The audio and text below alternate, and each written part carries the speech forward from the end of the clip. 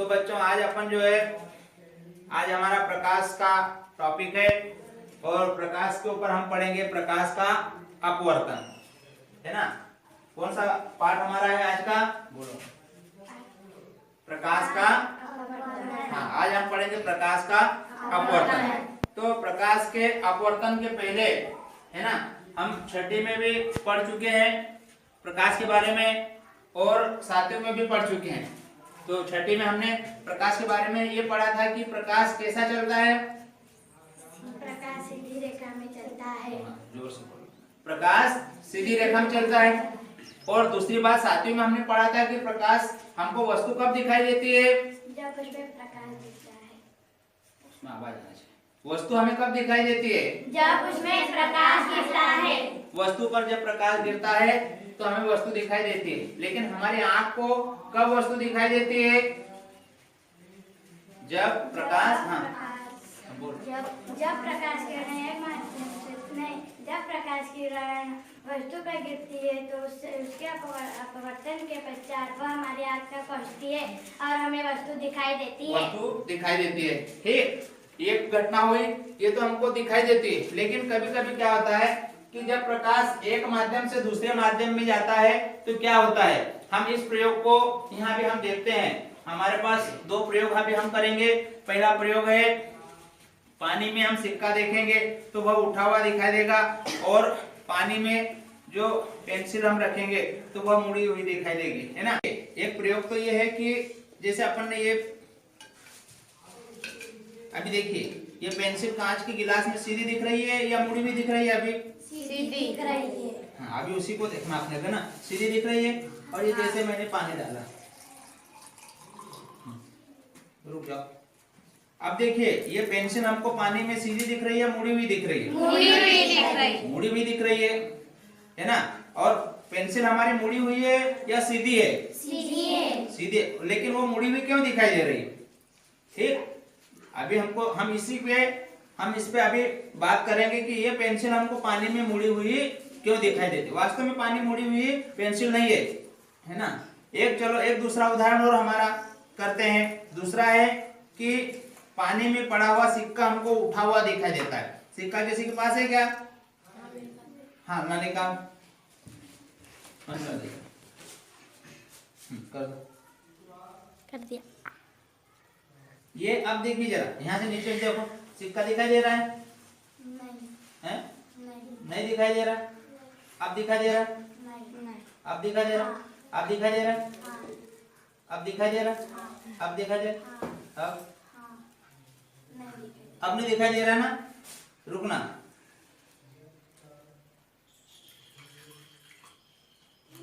दिखने लगे तो मेरे को बता देना कि दिख गया।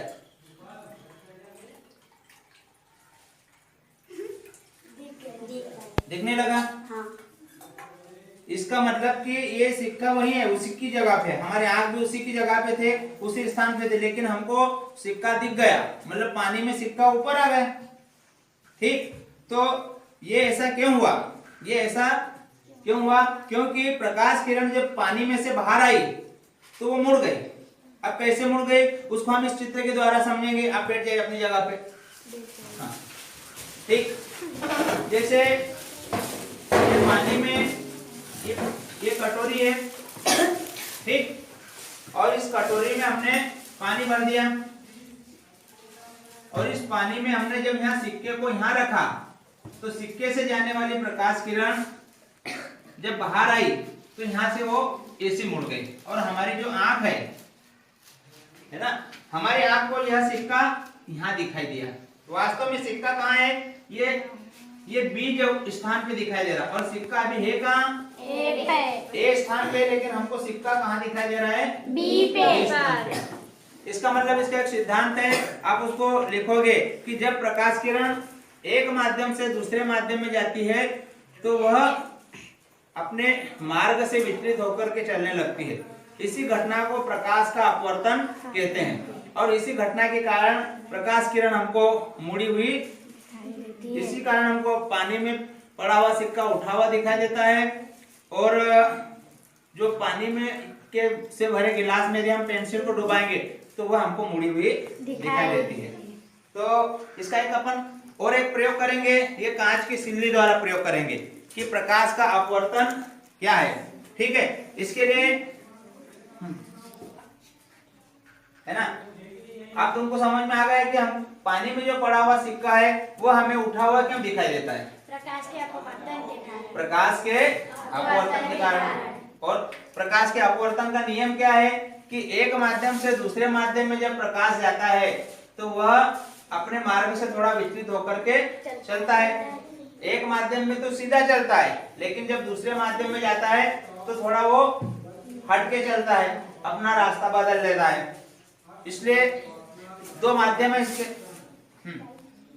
अब इस अपवर्तन को समझने से पहले हमें यह समझना होगा कि माध्यम क्या है ना। जब दो माध्यम एक साथ होते हैं, जैसे हवा एक माध्यम हुआ, पानी एक माध्यम हुआ, कांच एक माध्यम हुआ, और प्रकाश हवा में से कांच में भी चले जाता है, हवा से पानी में भी चले जाता है। हमने जितना समझा, इसमें जो हमारे जो नए नए शब्द आए, कौन कौन से शब्द आए? एक तो आया प्रकाश का अपवर्तन, है ना। कोई लड़की बता सकती है कि प्रकाश का अपवर्तन क्या होता है? चल हाँ। जब प्रकाश किरण एक माध्यम से दूसरे माध्यम में गमन करती है तो वह अपने मार्ग से विचलित होकर चलती है। प्रकाश की इस घटना को प्रकाश का अपवर्तन कहते हैं।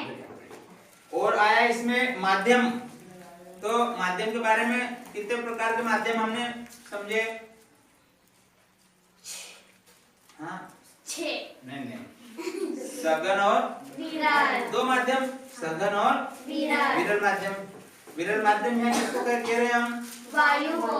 और सघन माध्यम कांच को। वायु को विरल माध्यम क्यों कहते हैं? क्योंकि वायु का